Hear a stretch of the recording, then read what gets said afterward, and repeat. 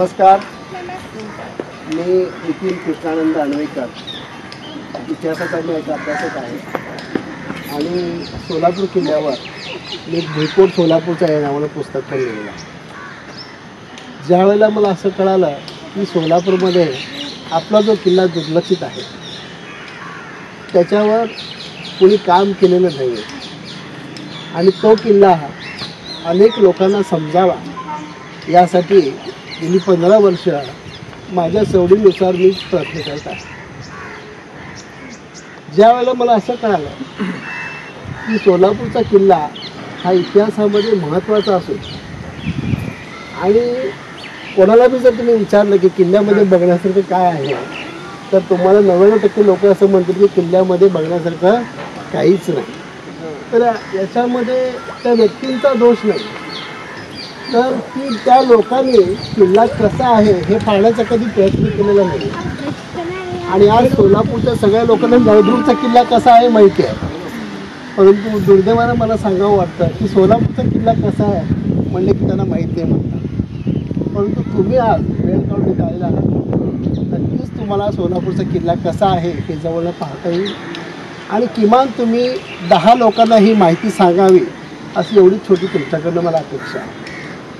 तर साधारण आत्तापर्यंत 1800हून जास्त कार्यक्रम किल्ल्यामध्ये मी घेतलेले आहेत आणि 32,000 लोकांना मी किल्ला दाखवलेला आहे. तर हे दाखवण्यामागचा उद्देश एवढाच आहे की आपला जो ऐतिहासिक वारसा आहे तो लोकांना समजला पाहिजे, लोकांनी तो पाहिला पाहिजे आणि त्याच्यावर अधिक अभ्यास झाला पाहिजे आणि पर्यटक इथं आले पाहिजे.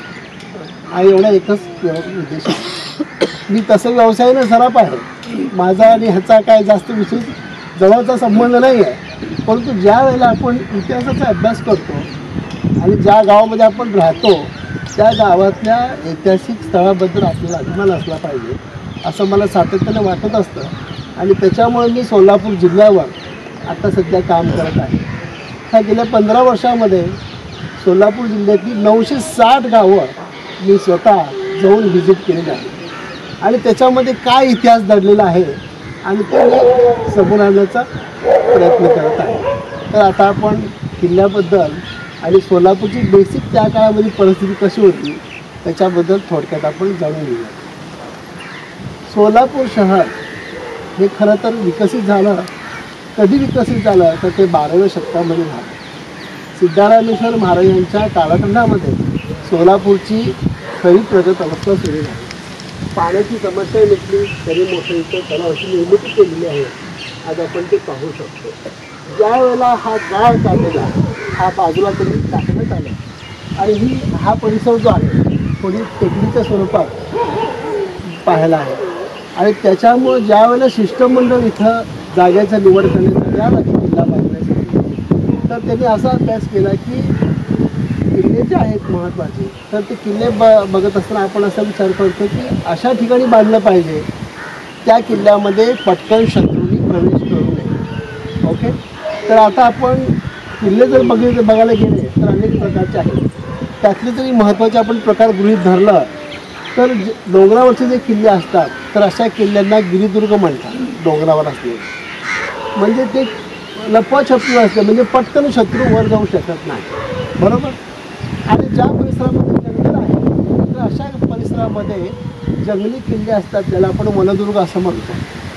आणि ज्या परिसरामध्ये जंगल नाही आहे, डोंगर नाही आहे, समुद्र आहे, तर अशा किल्ल्याला आपण जलदुर्ग म्हणतो. डोंगर पण नाही, समुद्र पण नाही आणि सागर नाही, डोंगर नाही, असा सपाट भूप्रदेश आहे. तर अशा प्लेन जमिनीवर जे किल्ले तयार होतात तर अशा किल्ल्यांना आपण भुईकोट किल्ला म्हणतो. तर हा सोलापूरचा किल्ला त्याच प्रकारचा आहे, भुईकोट किल्ला. तर ह्याला संरक्षण करण्यासाठी एखाद्या शत्रूंना प्रवेश करू नये म्हणून याची व्यवस्था असते की बाजूला खंदक काढायचा, खंदकाच्या मध्यभागी किल्ला तयार करायचा जेणेकरून शत्रू आतमध्ये प्रवेश पटकन करू नये. आता आपण जे थांबलेलो आहोत तर हा किल्ल्याचा मध्यवर्ती परिसर आहे, साधारण 22 एकरचा परिसर आहे. त्याला दुहेरी तटबंदी लाभलेली आहे, अत्यंत सुंदर. आजसुद्धा बऱ्याच ठिकाणी जरी पडझड झाली पण ह्याची तटभिंत जी आहे आजसुद्धा चांगल्या अवस्थेमध्ये आहे. 22 एकरचा परिसर आहे आणि आज आपण जर किल्ला पाहायचं म्हणलं तर किमान 3 दिवस लागतात. तर आज आपण त्यातल्या 22 हेक्टरमधला किमान 5 हेक्टर तरी पाहूया. आणि मी स्वतः 127 ठिकाणं ह्या किल्ल्यामध्ये शोधून काढलेली आहे. शोधून काढलेले म्हणजे काय होतीच, पण ती काय होती, त्याचं अर्थ काय, माहिती काय लोकांना माहीत नव्हतं. आणि मग त्याच्यातून मी भुईकोट सोलापूरचा या नावाचं पुस्तक केलेलं आहे. आणि त्याच्यामध्ये हे सगळे 127 ठिकाण म्हणजे फोटोसहित त्याच्यामध्ये मी प्रेझेंट केलेले आहे. असा हा अत्यंत सुंदर किल्ला आहे. तर आता आपण प्रत्येक ठिकाणी त्या ठिकाणी जाऊन तिथलं महत्त्व समजून घेऊया, इतिहास समजून घेऊया.